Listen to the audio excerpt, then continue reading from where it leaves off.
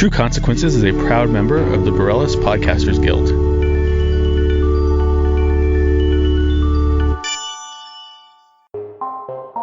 The Oracle Network. True Consequences is a true crime and mystery podcast with stories based in New Mexico and the American Desert Southwest. I'm your host, Eric Carter-Landin. All right, we are live.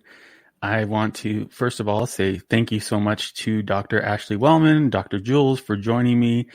It is extremely early where Dr. Jules is on the other side of the globe, and for some reason I just picked the worst possible time to have this, but thank you for being a good sport. Oh, it's no problem. So welcome, everybody. Before we jump right into this, hey, Fern. Let's see here. We've got some people saying hi here, so we'll throw those up there. Hello.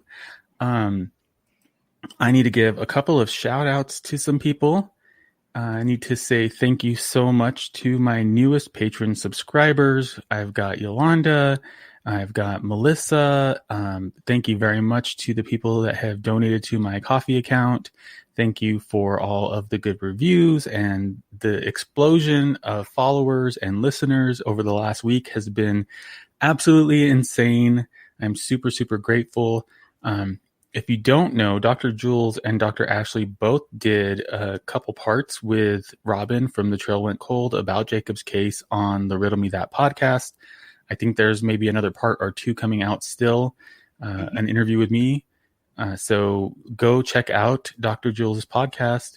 Go follow both of these amazing women on social media. They are incredible.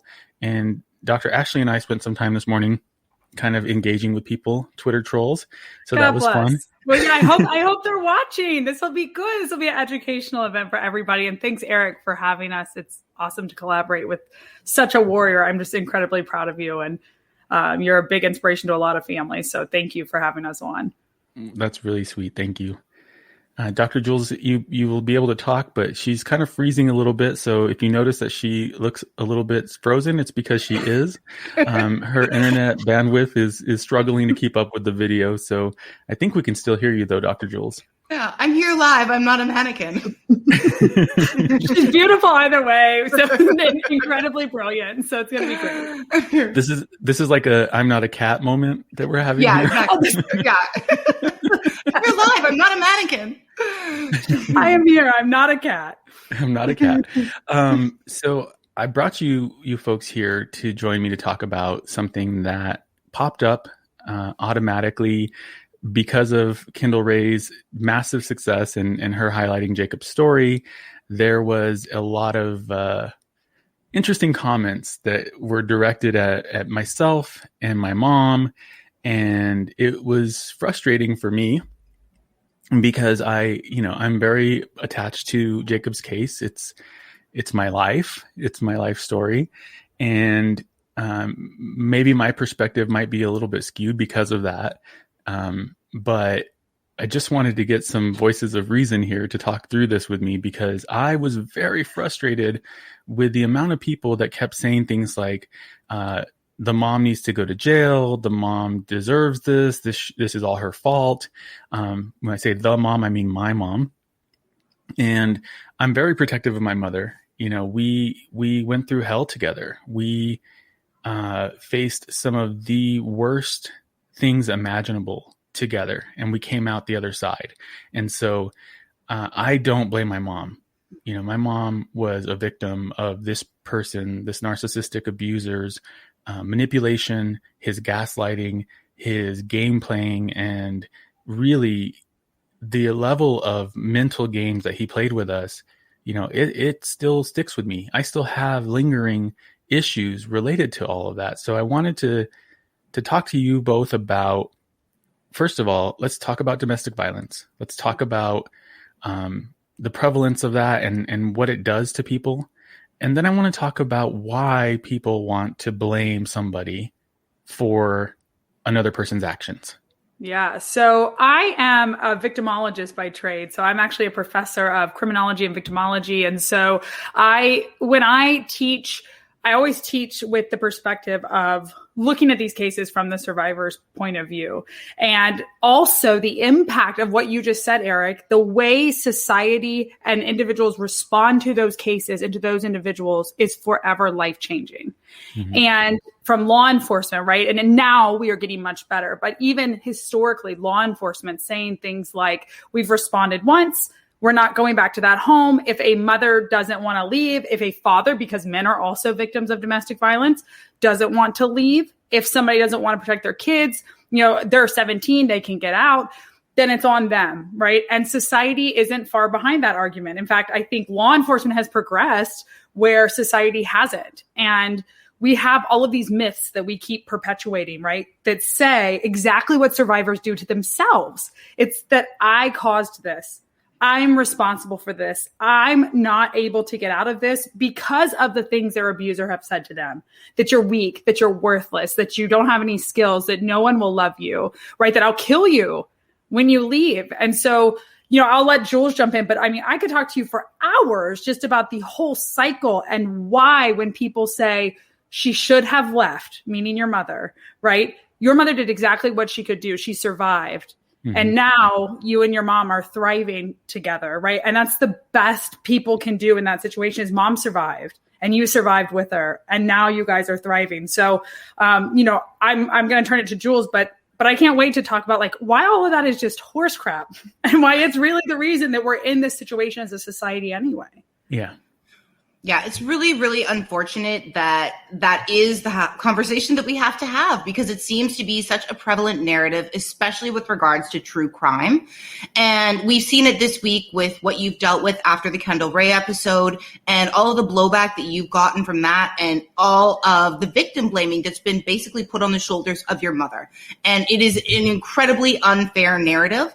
There's a thing called a just world hypothesis, and it's something where everybody believes that we get what we deserve. So this is something where it's also a defense mechanism in which people will kind of try to distance themselves and go, well, that person deserved it. We kind of get what we deserve. Things happen for a reason, karma, all of those sorts of things are kind of attributed to the individual. And then we also have something at play called the attribution error, where we attribute all of the blame to the individual that is the victim, whereas it should be considered that, the perpetrator or the offender in these cases has a certain amount of agency. And so that person is the one who's choosing with their very free will to perpetrate these acts of violence or murder or rape, whatever, crime you're considering. They make these choices and they put that out into the world rather than looking at the victim and going, well, she continued to come back to this violent relationship. Therefore, she deserved what she got, or she wore a short skirt. Therefore, she deserved to be raped. And here's what's crazy is that people act like I entered this relationship and he slapped me in the face or right. He kicked my child in front of me. Right. And that's right. Oh, no, let's date. Right. I like that. Mm-hmm. So Eric, today, my blood got boiling a little bit and I tried to be very kind and supportive because I think when people speak out, maybe they're willing to listen, right? But to say that there has to be, empathy for people who are in these situations, because I myself, when I was very young, was with a very abusive human being. Didn't start like that. I'm a very educated, intelligent woman, right? I come from a great family. I know what my worth is. So I date a man who's funny, right? Super great. Everyone likes him. But years into it, right? This human that I've trusted for years starts becoming different types of abuse, right? People think, well, it's all physical. It's not.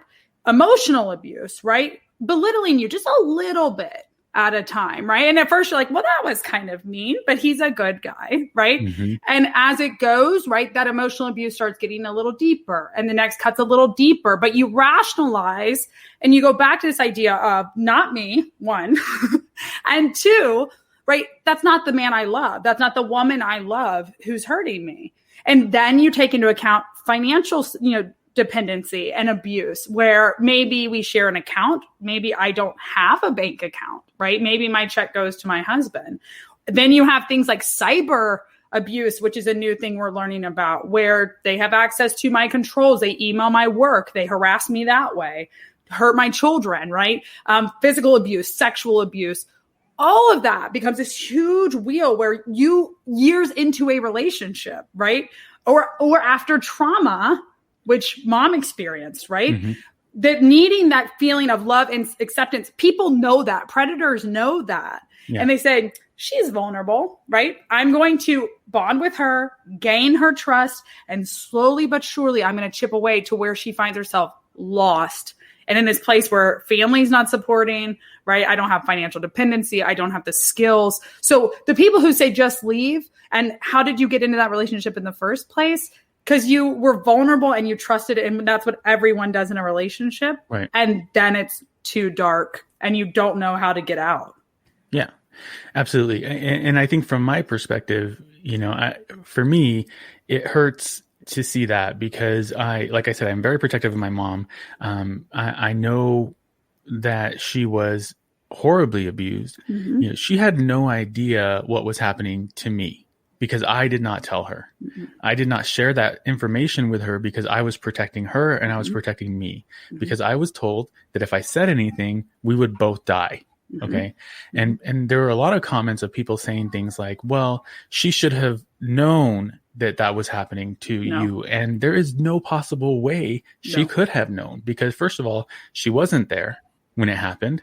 And I acted like nothing was wrong. But happened. You're putting the responsibility on you. The reality is your abuser made sure that mom did not know, right? How old were you? Tell listeners who don't know your story. How old were you when you were being abused? I was, when the sexual abuse started, I was probably 10. Right. So you said, I didn't tell her. It wasn't I relieve you of your responsibility of that, right? As a little boy being hurt by an abuser who made sure that the situation allowed for a place where you did not have a voice, right? Mm-hmm. He stole that from you. So that's again on him. And he made sure that your mother wasn't in the situation so that she couldn't be your voice. And so I relieve you of that responsibility. You could not have told mom. You didn't have the voice and your abuser did that to you. Like that's what happened. And we have to remember too that, any sort of abuser and, we use the pseudonym John, right? So in this case, this abuser, he effectively isolated you and your mother from your support network. Your mother didn't have any friends to go to. You had a family in which talking about your feelings and talking about trauma wasn't an option. So what kind of outlet did she potentially have? She had none. And he even went so far as to punish you both if you guys made eye contact. So he severed whatever support and ties that the two of you had together. So neither one of you had an outlet or a safe space to go to. Mm-hmm. Absolutely. And I think you get in that survival mechanism. It comes to a point where the abuse is so bad, you think like, I just have to survive this. I have to make sure that no one is like so hurt. Do you know what I mean? That we're just surviving. Like I get another breath and I can navigate that. And in that abusive state, there's such helplessness and such fear and such isolation and shame. I mean, the shame is horrific for someone who is a victim. We shame ourselves. Like we don't need society to shame people, right? Victims and survivors shame themselves enough. And that's what holds us shackled in those abusive relationships is the fear of speaking out and having someone say, then just leave. Well, you're choosing to be there, right? And it's like, well, there goes my lifeline that I was reaching for, and people listening, what's hard to imagine is that on average, it takes 7 times to leave an abusive relationship, 7 attempts to leave. And it is the most dangerous time in an individual's life. Homicide rates during someone trying to leave an abusive relationship go through the roof because think about big incidents, right? That we think about when we think of panic and trauma and horror, like Jim Jones, right? When he lost control, 900 and some odd people died. So all abusers have that same trigger mechanism, right? As long as I have control and I'm the puppet master, we're all okay, right? But when you get the strength to walk out, you now have that abuser has lost control. You're at high risk of being tracked down and killed. Or when you come back to get something because, he's apologized from that cycle of abuse, right? The honeymoon phase, the normal phase, the tension phase, the blow up phase, and then there's flowers again, right? Mm-hmm. And you're back, you're killed. I mean, there's a very high rate of that. And so people so lightly say, just leave. People do try to leave. right? They do try to, absolutely, highest risk when someone's, pregnant. Absolutely, right? You're not taking my baby, and I'm going to keep control of all of these things. LGBTQ community, even higher violence when there's this attempt to leave. So just leave. I mean, that makes me so mad. Well, I think. Go ahead, Dr. Jules. I was just going to say it's so reductive to say and so simplistic, and it's a way of distancing oneself. And again, a defense mechanism. I would never be in this situation. I would never allow this to happen to me. But the very reality is, speaking to what you spoke to, Ashley, is, I've also been in a situation like that when I was in my early 20s, and it starts out slowly. It starts out with, gaslighting, coercive control, and it did get to a point where it was physical near the end. But it took me, 3 years to get out of this relationship. And it's like the frog in the pot of boiling water. If you toss them in, they jump out. But if you slowly bring that water to a boil, they stay in and they boil and they die, right? Yes. And that is a really decent analogy when it comes to describing domestic violence situations, because once you're in it, you can't see the forest through the trees. You can't see anything. You've got no clarity or objectivity. Yeah. And you're really doing that. What's my next step just to survive? And I remember for me, it was very much this idea of protecting my family image as a Southern girl, especially, right? That I was raised so differently than the way I was being treated. And I remember, thinking, well, I made my bed, I'm going to lie in it. And I've got to figure out a way to get out of this. And how did I get so deep? But when we walked out, life is great. We're perfect, right? And so people didn't know how to help or intervene. I didn't let them, right? Because I didn't want them to think the victim. I was studying victimology at the PhD level. Like, what? And I remember sitting in class and oh my God, this, I'm living the abuse wheel. That's what I'm doing, right? We have a great 30 minutes. I remember I could quantify good times, right? We had a good 30 minutes. That was good. And then the tension starts, and then there's an explosion. And then there's this kind of quiet period. And then this, I'm so sorry, I've never hit somebody before, right? I've never called people names before.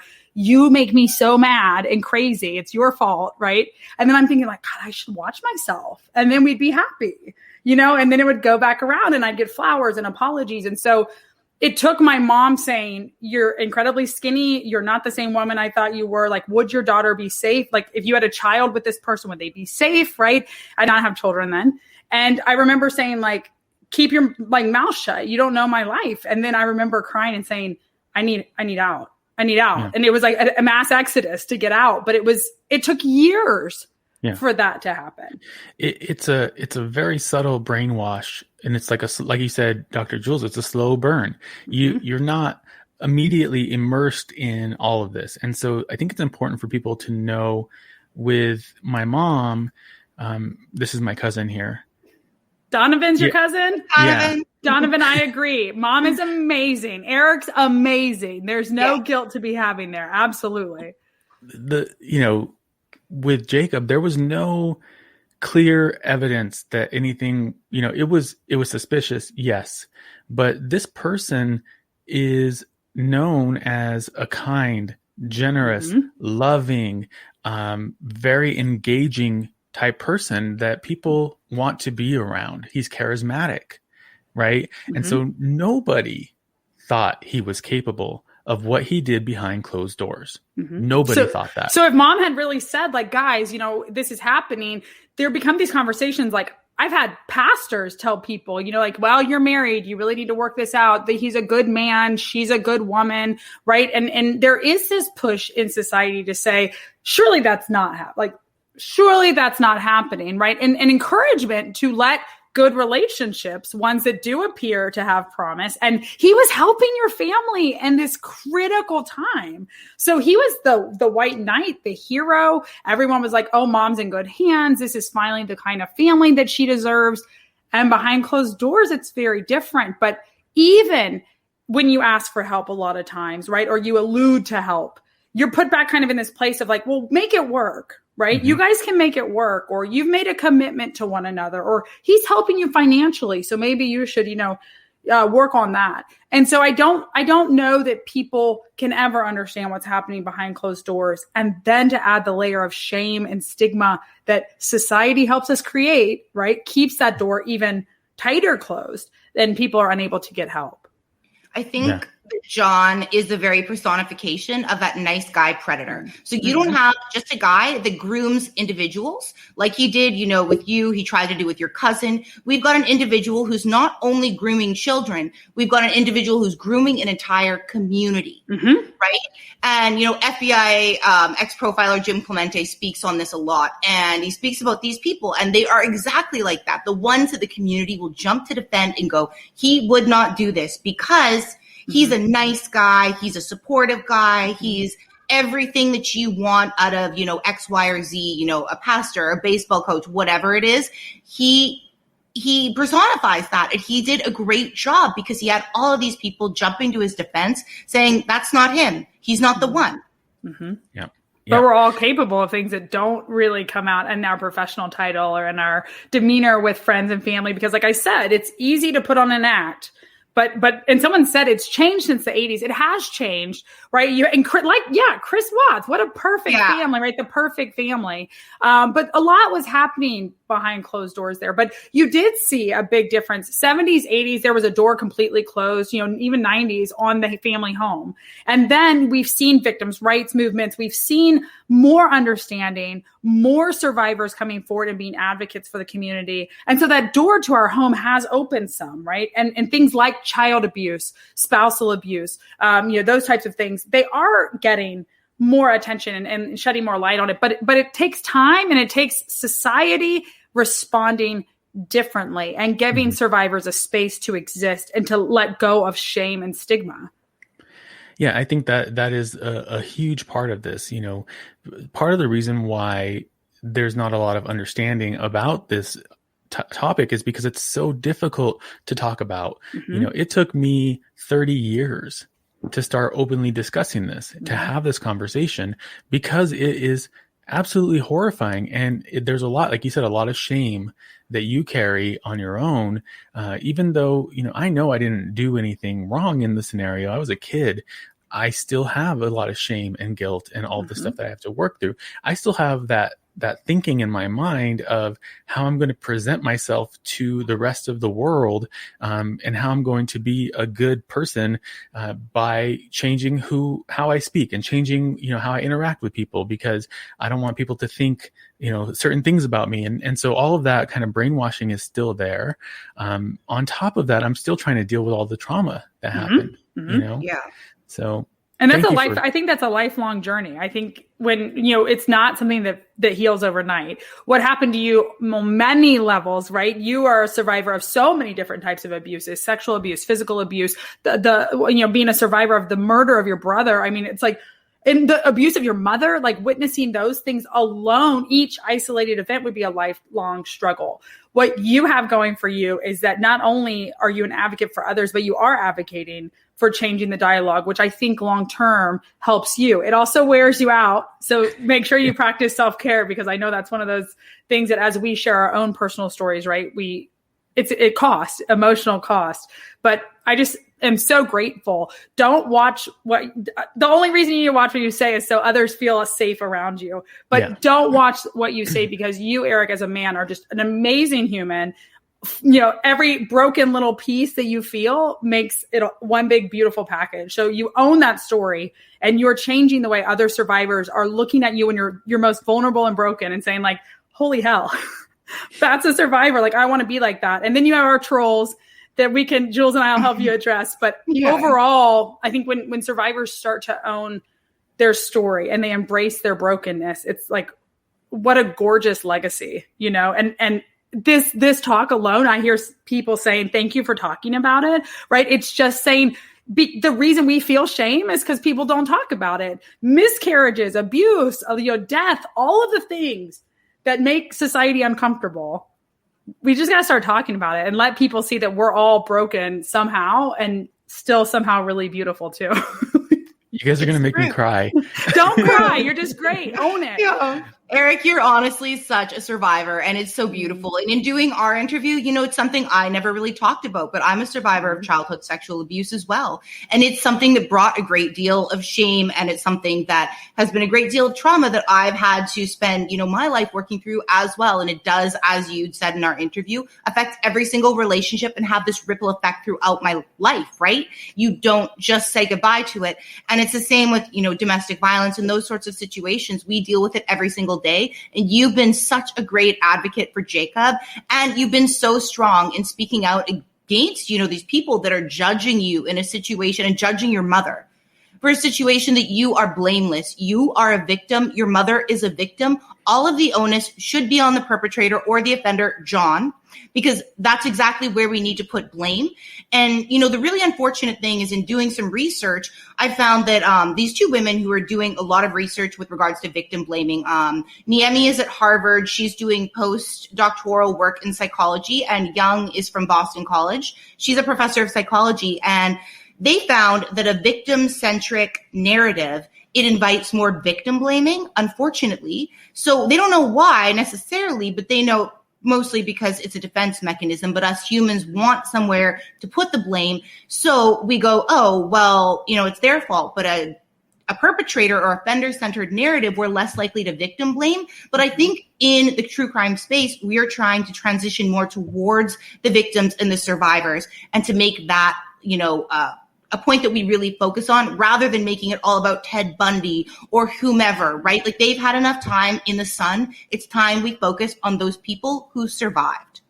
That's exactly right. Yeah, we do. We so often want to glamorize and look at the offenders, and all true crime people are guilty of that, right? Where we talk about and we look at the offender.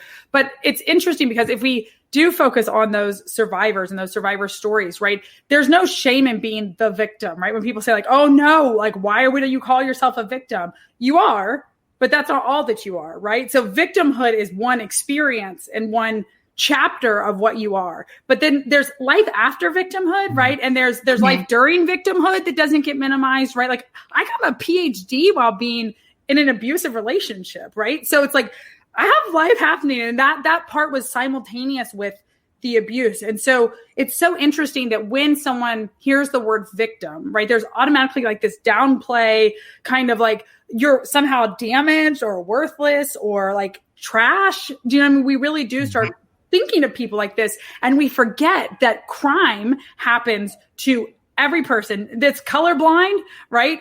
When we talk about domestic violence, very wealthy people, very intelligent people, every gender, every sexuality. I don't care if you're a pastor or a Boy Scout leader or whatnot.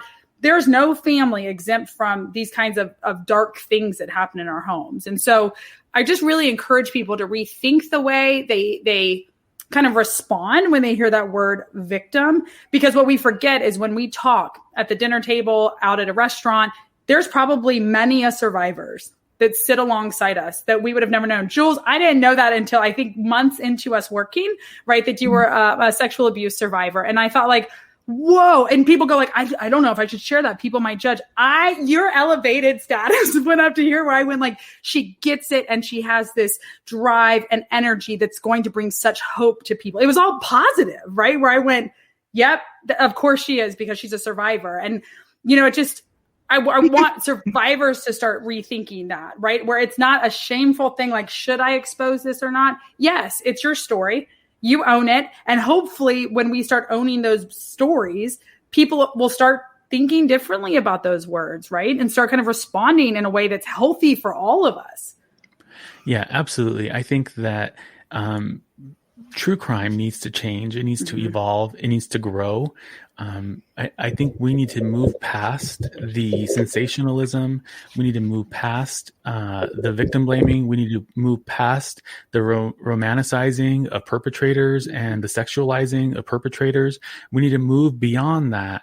I don't have a problem with people being fascinated by abnormal psychology, being fascinated by the macabre, like that's fine. What I have a problem with is when people take the worst day in somebody's life and they twist it and turn it into something that's more entertaining because they're going to get more ads, because they're going to get more views, because it might go viral. And it's at the expense of people's pain. Yes. And so if you're a true crime fan, I'm a true crime fan. Okay. But if you're a true crime fan, I really ask that you vote with your conscience about who you're listening to, about what you're watching, because those are the things that are going to make the biggest difference. We need to democratize true crime and change it into something with empathy, something with kindness, something that honors and respects the people that have survived and those that are left behind. Eric, I think what you were alluding to a little bit was also this idea of the valuable victim, right? And how the media loves to do one of two things. They like to find the case where you have this amazing, beautiful picture of perfection. And we're going to cover that case and give all of this attention to cases like that. Also, they deserve attention. Maddie McCann, right? You have this innocent little girl. She's a little white girl with blonde hair, right? And she fits this innocent, valuable victim, right? Wealthy family, Caucasian, little girl. So there's this elevation of her story where there's cases, of African-American men getting murdered and their story's not covered. I remember a mom saying one time, like, this is the story my son got, right? It was a 1 inch by 1 inch, like, man murdered, blah, blah, blah. And she said, and they used his mugshot from 6 years ago when they could have asked me for a picture of my son, right? A criminal picture of my murdered son, right? So, and then we also have this idea of when we can pick holes in that perfect victim. We like to do that. And Jules and I don't think there's been a case yet where I'm like, God bless, I'm grateful they did not look into, every single second and action of myself. Because you could pick out so many things, right, in my life that isolated, removed from context, right, no understanding of who I am as an actual human being, I could look horrific because you would take a sentence out of a book and say that you knew who I was, right? So if you think about, like, I've made many mistakes in my life with grief, with trauma, with motherhood, and thank God those are not all recorded and exposed, right? Because I'm a good human, but I make mistakes because I'm human. And so I think we do that in true crime, right? We say she was drinking at 20, she was smoking weed at 21. Like, well, that's what happens when you lie down with dogs, you get fleas. And it's like, I'm a professor. 80% of the students that I'm working with right now are having the best time of their life and putting themselves in incredibly dangerous situations with the best intentions of hoping the people around them protect them because they're in very dangerous situations. So on this note, I would like to read something that Julie Murray sent me. I see Julie Murray's here. Hi, Julie. Oh, Julie! I love Julie. Julie's another warrior. I love her. She is. So on the talk of victim blaming, she's experienced it with her sister, Maura. So I really wanted to kind of just read a couple paragraphs of her experience because it really ties into exactly what we're talking about here. So she said, I first learned of my missing 21-year-old little sister's alleged wild sex orgies from a blogger online. The blogger's source for the alleged gangbangs were 3 unnamed men who later would become prominent businessmen. Interesting word choice, hoisting up the 3 prominent businessmen on a pedestal, all while using my voiceless missing sister as a proverbial doormat for some salacious clickbait. Disgusting. It saddens me that my family tragedy is used in such a manner. Maura would be absolutely mortified knowing the depths people are willing to go for a good story. The exploitation of my missing sister could not be reversed. It is everlasting. To me, she is not a character in a book. She was my little sister, a human being deserving of basic human decency and dignity. It sickens me to know certain bottom feeders in the true crime community would go as far as using hearsay and conjecture as a standard for sourcing to exploit a missing woman. This community can do better. Do better. Thank you, Julie. Yes, Julie, thank you so much. And that's a whole nother conversation we could be having about sexualization and women, right? And how, as a woman, I'm somehow supposed to be ashamed that I'm a sexual being, just like my male counterparts are, right? And that there's 2 different standards. It's 2021, thank God. But a lot of these cases we talk about are from the 80s and 90s and these kinds of things. And we're still at 2021 in a really, really prehistoric phase.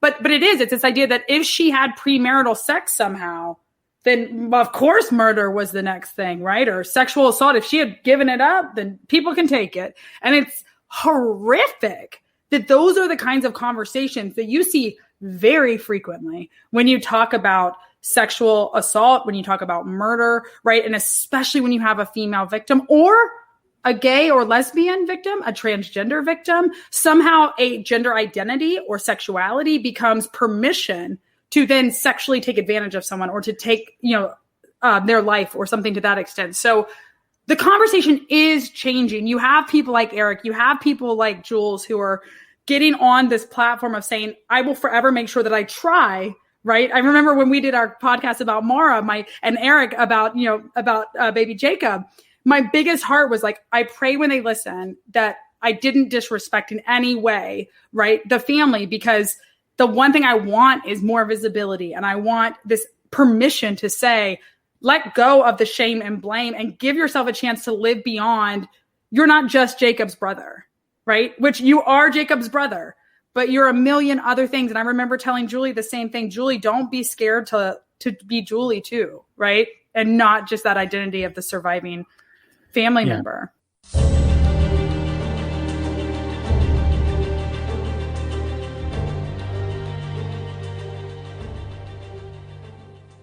I would like to thank today's sponsor, Southwest Labs. Are you like me, and do you hate the hassle of having to call your doctor to schedule an appointment? That just drives me crazy. Well, guess what? There's an easier way, and it's called Southwest Labs. Southwest Labs makes medical testing super simple. You don't have to call your doctor to make an appointment and wait for 3 months. Southwest Labs offers a huge variety of tests, including STD testing, prostate screening, diabetes monitoring, COVID testing, and more. All you have to do is choose your test, get tested, and then you can get your results with a doctor's interpretation virtually. Southwest Labs has locations in Albuquerque and Las Cruces, and all you have to do is call 505-609-LABS or visit southwestlab.com. And even better, you can find Southwest Labs on social media at Southwest Lab for more information. Schedule a test today and mention this ad when you schedule your appointment. Take the hassle out of medical screening and take control of your health today with Southwest Labs.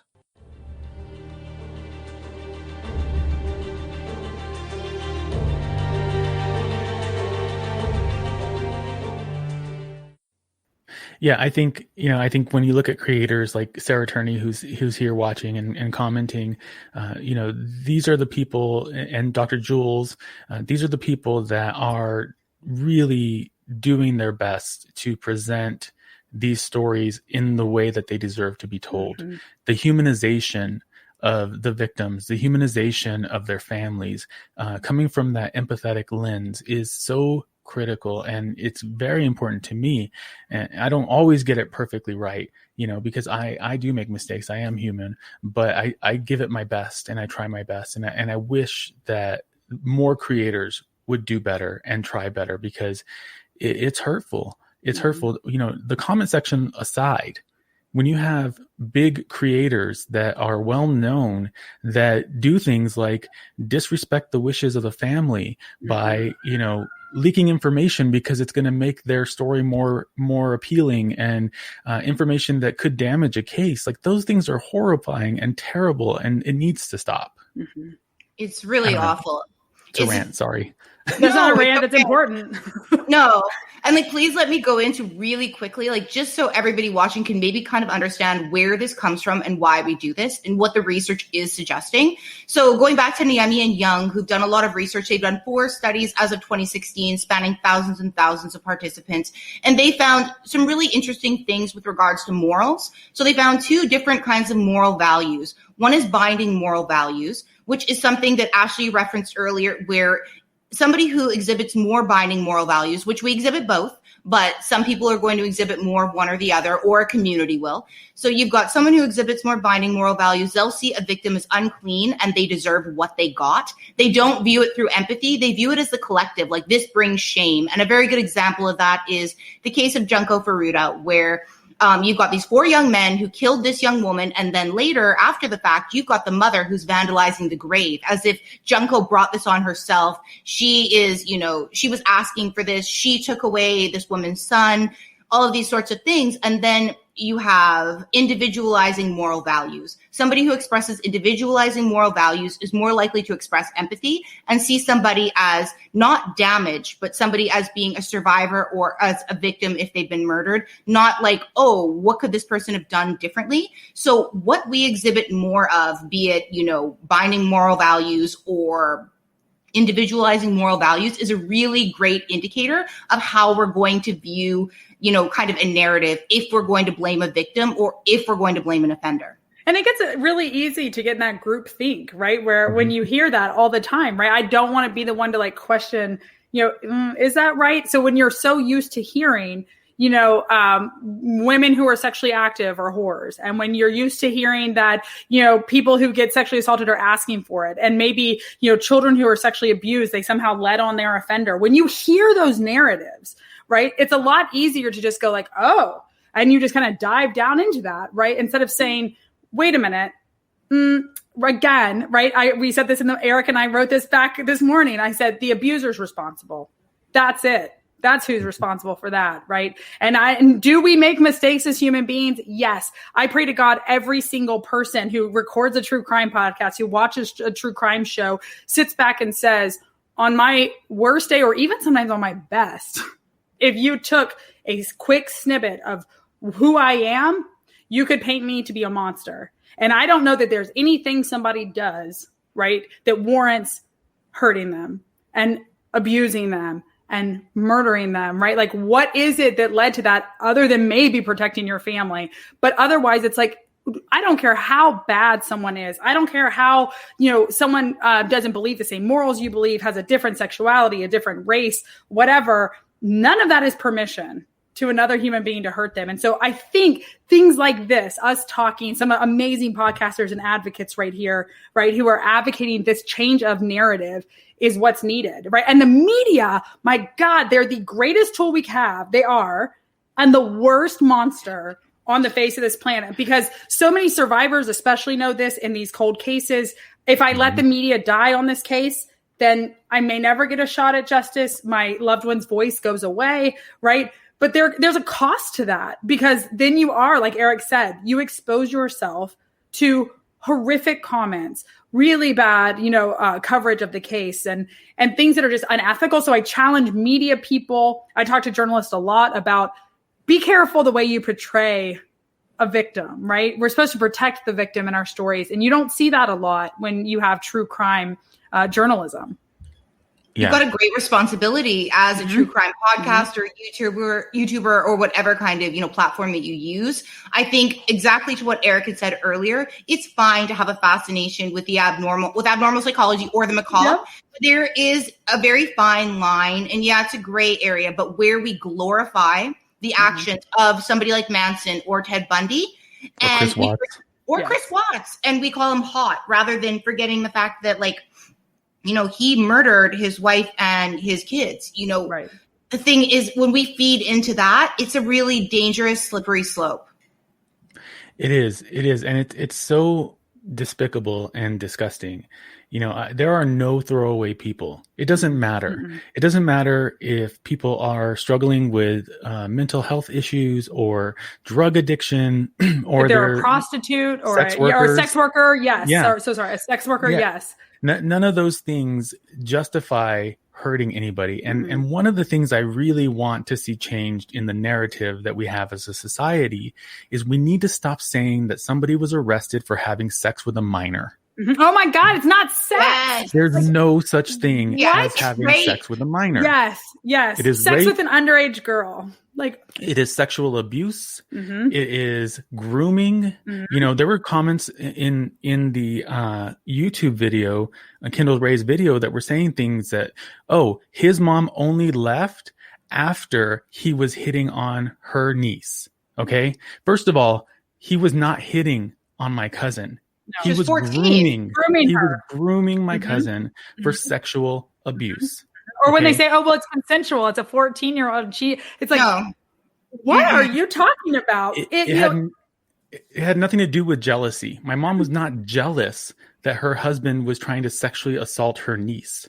My mom thought that at that point, and I hate to speak for her, but this is my understanding, is she thought that she was the only victim that was being hurt at the time. And so knowing that and feeling like she was protecting me from being hurt by taking everything from this person, when she noticed that my cousin was being victimized, that's when she put her foot down. Now, had she known that I was being victimized, she would have put her foot down, right? Mm-hmm. Had she known for sure that what was happening to Jacob was intentional, like I suspect, she would have put her foot down. But like we talked about early on, it's a slow burn. He's wearing her down mentally. All of these things are happening, but please, please, please stop saying sex with a minor. Please stop calling grooming flirting. It's hurtful. It's disgusting. And it does nothing to deal with the issue of holding these people responsible for sexual abuse of minors. Yeah. Okay. And don't put that when you're talking about the offender, don't discuss all the reasons he's great and then say, oh, he's this great coach. He's a great dad. He's a great this, and he's been arrested for sexual abuse. It's like, let's just talk about his, this, and let's focus on how do we heal the community around us and the survivors that experience his abuse. It's like what Julie Murray said, the fact that the three businessmen were called, three prominent businessmen, where, Maura was looked at as some vixen or something like that. Like, oh, she must have brought it on herself because of the choices that she made with three prominent businessmen. And you're elevating these people. And it's like, we do this, media does this all the time. It happens in true crime as well, where the person who should be looked at as this offender or perpetrator, they're looked at as, the Stanford rape scandal is another example where it was the star swimmer, the star whatever, the star athlete. We see it with all these rape scandals, right? They are not this rapist. They are a star athlete, a stellar student from a good family, all of these other kind of mitigating, excusing, justifying things, qualifying statements. It's so wrong. And we need to switch that narrative. For sure. Absolutely. Can we talk about real quick what happens if anyone who's watching might be in that kind of situation and ways that we can get help, right? Because like we talked about, one of the most critical times that a victim who's experiencing abuse has, right, is that very dangerous period of saying, can I get out? And that's what keeps a lot of people away. One of the things that is often encouraged is having that plan, right, of knowing, even if you don't think you're going to go anywhere, right, but knowing where shelters are located near you, right? And thinking like, I don't want to go to a shelter. Well, yeah, you don't have to stay at a shelter, but to get to a shelter and to be safe, then you can start with professionals helping you plan to get out, right? Making sure schedules and phone numbers, right? Let's say your phone got taken away or disconnected. Do you know phone numbers? Do you know how to get to, right, a place that you could be safe? So planning becomes the number one thing you can do. And I remember, sit back and just think, right, if this was a best friend who was telling you what was happening to them, would you be okay with that, right? And I remember, because I think we allow ourselves to be treated in one way, and then when we witness someone else being hurt, it's not okay. It's not acceptable. It's a lot easier to see other people suffering. So I encourage people who are on that fence of saying like, am I a victim of abuse? Because that's like, I don't want to be that. You don't have to be that. You're going to be a survivor, but we got to get you in a healthy situation, right? So I always encourage people, ask yourself, if your sister, if your best friend, if your daughter was calling to tell you, this is what's happening to me, would it be okay? Right? And if the answer is no, then you start having to sit back and plan. There's a lot of resources online. There's a lot of resources and shelters in many counties that can help. But that plan is critical in saying, if you're going to make that decision, you got to go. And it's scary and it's terrifying. But I really encourage people to start thinking about what resources they do have, who they do know, who's safe, and those types of situations. So, yeah, those of us in that. Oh, go ahead. No, go ahead, Dr. Jules. Oh, just those of us in those situations to reach out. Like, for one, there's often an element of denial. When you're in a situation like that, to say it out loud is to make it real. It's almost like you brought it into reality. If you don't say it out loud, it didn't happen. I'm not abused if I don't say it out loud. So it takes an incredible amount of courage for somebody to come forward and say to a friend, a family member, a priest, whatever, to say, I've been abused and I need help. So if somebody does come to you with that sort of revelation, please be ready to act. Please be ready to intervene. Please be ready to help, because the situation is critical at that point. And often help in the way the survivor is asking you to help, right? And this is from sexual abuse to any kinds of other things, right? But to say, our first response is like, well, we're calling the police. We're getting you out of there. Like, I'm going to kill him, right? Or her, right? Whoever's hurting you. But you also have to, if someone does, like Jules said, very few people disclose abuse to somebody, right? Even to their family, even to their best friends. And so if even they do, even to themselves, that's why I have to do the best friend test. I got to go like, if my best friend called up and said like, oh, he told me I'm a worthless fat cow and he pushed me down the stairs, like, that's not okay, right? Like, we're going to need to address that. But then, someone in it goes like, yeah, but I was mouthing off, I should have kept my mouth shut and I should have done this and that. But if they do say to you, this is what's happening, it's your place to listen and to support and to not question. The one thing we always want to do is we want to say, oh, tell me what happened. Like, where did he touch you? And what did he do? And what did she do to you? Right? Let them tell you in their own time. They've disclosed the abuse. That's enough. And you say, I'm so sorry that happened to you. I believe you. How can I help? And that's it. And when they have details that they're comfortable sharing, they will. When they know how they want help, they can tell you that, right? So it's a lot about giving that control back to a survivor and saying, I'm here. And when you say I'm here, mean it. And then saying, okay, then we're going to do this together. And you tell me how I'm going to help you do that. You've got to let a survivor frame their own narrative, right? Mm-hmm.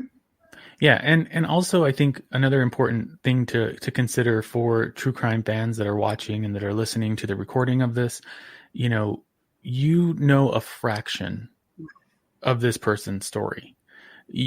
Probably maybe that much, maybe even less than that.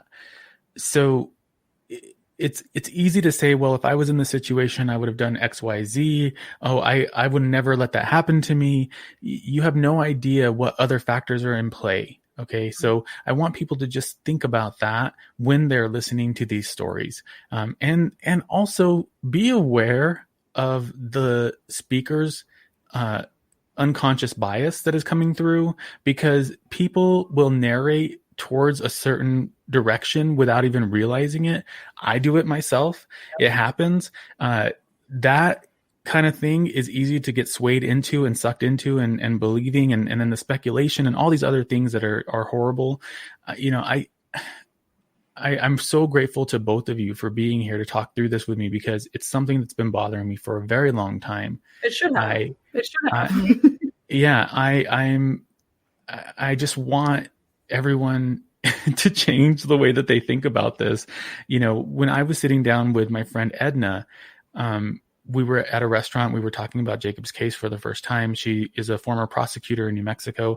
She is an incredible person. Edna, if you're watching, I love you. Thank you so much for all that you've done to help me with Jacob's case. But she said something to me that shocked me. And if you haven't listened to that episode, I believe it's episode number 2 about Jacob on my podcast. She said, we were in this busy restaurant. It was really loud. It was before COVID. So nobody was wearing a mask. It's kind of weird to think about that. But anyway, she said, Eric, look around in this restaurant.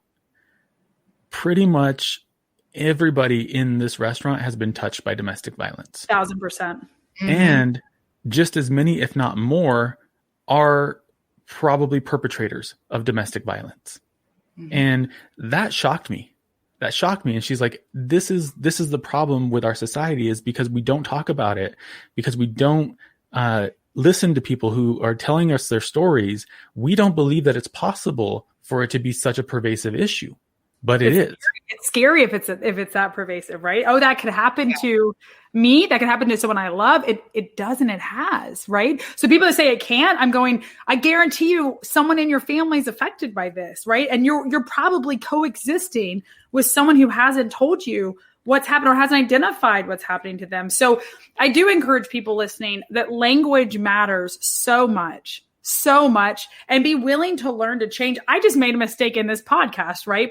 By using the wrong term for a sex worker. And it's like, that's just an ingrained term that I'm going like, oops. And every time I say it, I'm human. And it's like, I'm learning. And so I don't want to contribute to those problems, but it takes vulnerability to say, I did not know that.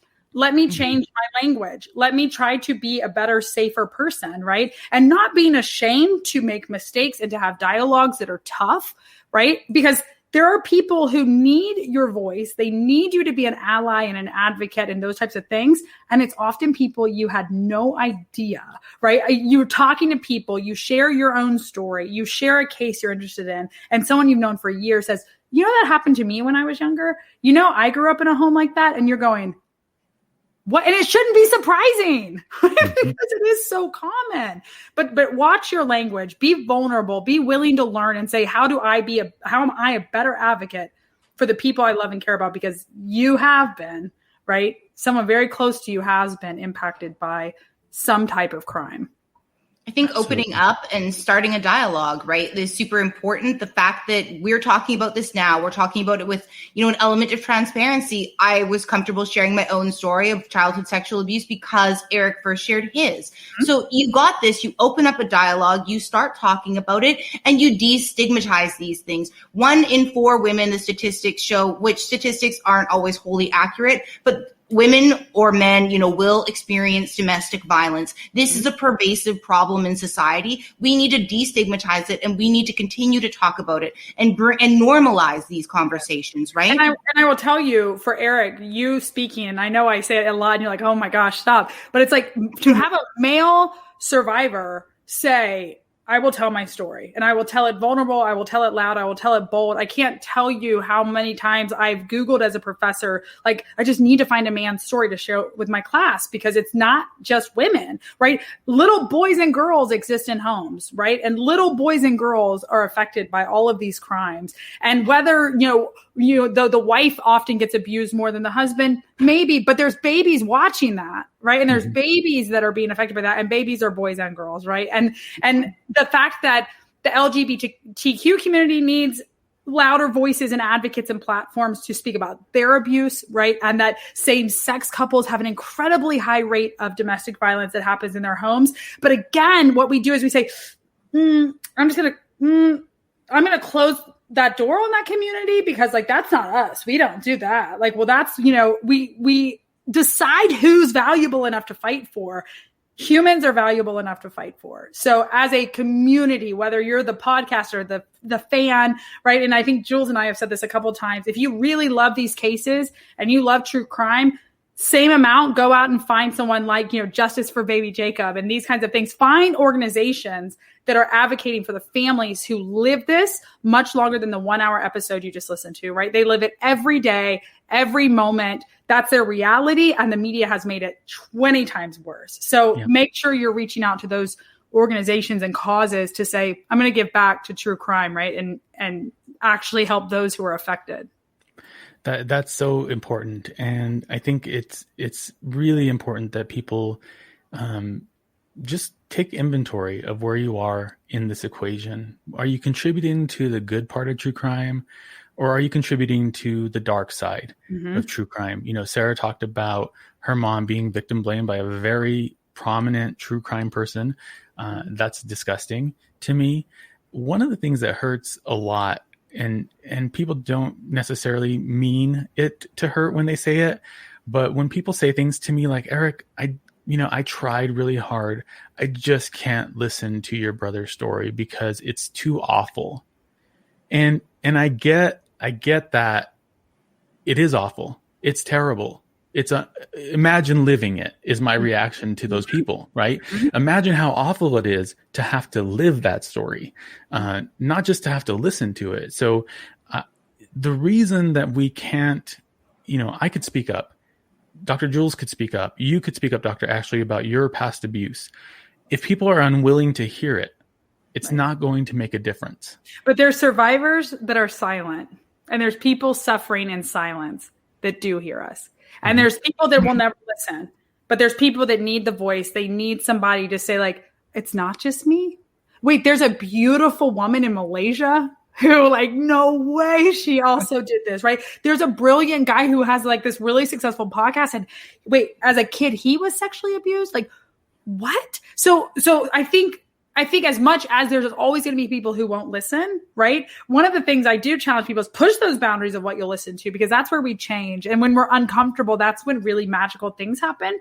But anyone who's willing to share their story, which is often so hard to tell, it's often so hard to hear, right? There will always be an ear that's going to hear that and go, oh my God, that's it. One person, that story changed my life. Okay, well, then that's exactly why I told it. Do you know what I mean?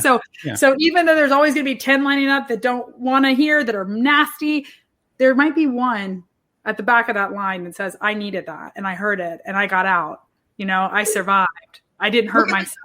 Right. Look at the comments, right? Like, look at the comments we're seeing, right? Like, they're amazing. Everybody who's here, so brave and like sharing their personal experiences. And those are the people that, we're reaching with this conversation. And like you said, there might be 10 people that don't want to hear it, that it's too sad, it's too difficult. I don't want to hear about stuff with kids or domestic violence.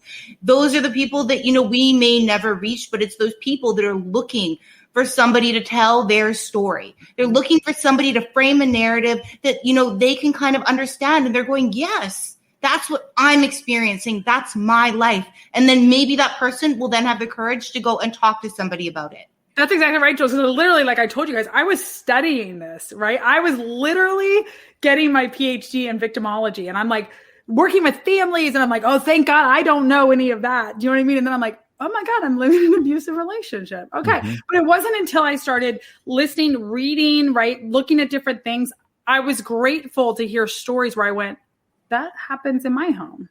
Like, okay, right? And so I finally got the bravery to say, like, I'm going to label it, I'm going to get out of it, and I'm going to create a beautiful life. And I mean, I had a beautiful chapter with my late husband, Buddy. I have a beautiful daughter, right? I lost him, and we're going to just keep finding beautiful chapters. But it's like, I will forever be impacted. I was a better partner, right? People are like, I don't want to leave this. I'll never be loved again. My ex told me, you will never be loved again. You're unlovable. Like, you're the problem in this relationship.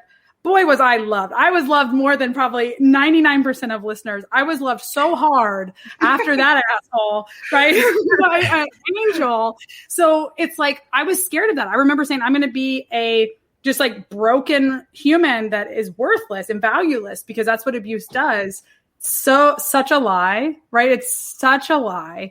You get to create new chapters every time something awful happens, right? You get to write the next narrative. And so if you're scared that you'll never be loved again, you'll never have someone there for your children, you'll never have somebody, right, who steps up and is there for you. Not true. You just need the right person to do that, right? And you need to be healthy enough. I was a better partner to Buddy because I had known what it was like to be hurt, right? And so there's hope and joy that comes after trauma too.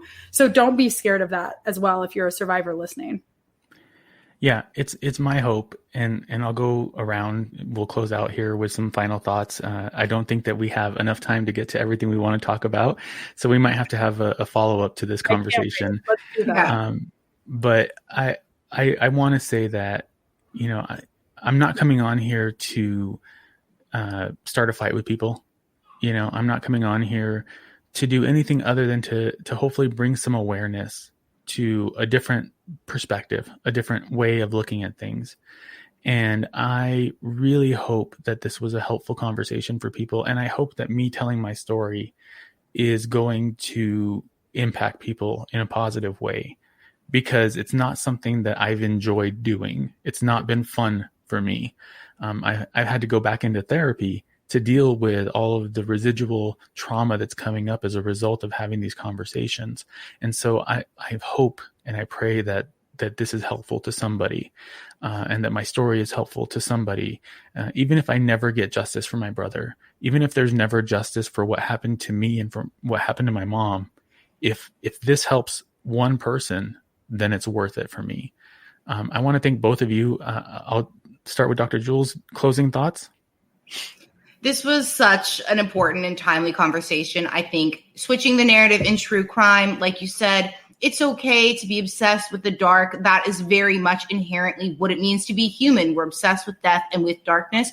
But I do think with regards to true crime, we need to take a responsible approach where we're always considering the families. The families listen to these stories. And are you okay with the family hearing the way that you portrayed either victims or survivors in this story? And if the answer is no, then you need to consider the approach that you're taking. Yeah. Well Dr. said. Ashley. Yeah, I just encourage anyone listening. I'm just blown away. If you guys have seen me down here, I'm just blown away by the listeners' responses, right? And people being so vulnerable and transparent. Remember the power of your voice. And I encourage anybody who has experienced abuse, who has experienced trauma, to just give yourself grace and kindness. Let the shame go. The shame is the offenders, right? What you have and what you possess is now this story and the legacy. And like Eric said, it's painful to talk about. It is. I don't want to talk about abuse, right? I've got a lot of beautiful things I'd like to share, but I have to be transparent because that's part of my story. And I think it makes me a better woman, a better friend, a better partner, those types of things. When I say, this is all of me. I don't have to say that didn't happen, right? If this is all of me. So I encourage you guys to let the shame go, to say that look in the mirror and say, I'm valuable, I'm lovable, right? I'm strong. Eric, when you said like, I had to go back to therapy, it's like, hell yeah, you did. I love therapy, right? Yes, that's a sign of strength and intelligence, right? You get that therapist, you get a professional to help you because you're worth it and because your story's important, right? And Eric, like you said, if I change one person's life, you've changed hundreds, if not thousands. You allowed Jules to feel safe to share her story. Now I felt safe enough to share my story, and look at the comments. So like, you keep doing it, but don't forget, when you do put yourself out there, always take that time for self-care, right? And make sure that you say, I'm going to tell my story. I'm going to own my story. I'm going to put it out there. But then sometimes I got to unplug.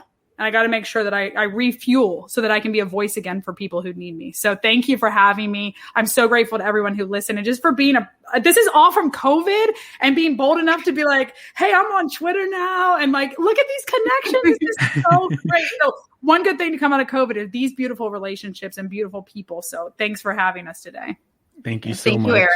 Thank you. And so I normally close this out by saying thanks for listening and stay safe, New Mexico. But my audience has gotten so much bigger than that now. So thanks for listening and stay safe, Earth. Bye, guys. Bye. Thanks for listening to True Consequences. Follow me on Facebook and Instagram at True Consequences Pod, and on Twitter at TrueConsPod. True Consequences is listener supported. If you'd like to support this one-man show, please go to patreon.com/trueconsequences. Thanks for listening, and stay safe, New Mexico.